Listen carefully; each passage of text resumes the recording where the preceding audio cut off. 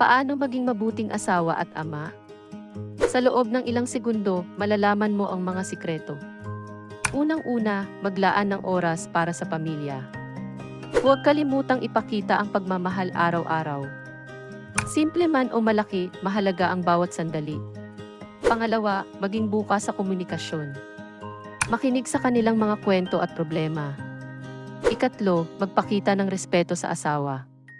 Pareho kayong nag-ensayo ng pag-ibig at pagkakaintindihan. Pang-apat, maging mabuting halimbawa sa mga anak. Turuan sila ng tamang asal at pagpapahalaga.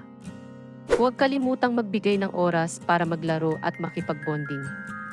At panghuli, maging responsable sa mga pangangailangan ng pamilya. Magsikap at ipakita ang determinasyon. Sundin ang mga tips na ito para maging mabuting asawa at ama. Like what you see. Subscribe for more.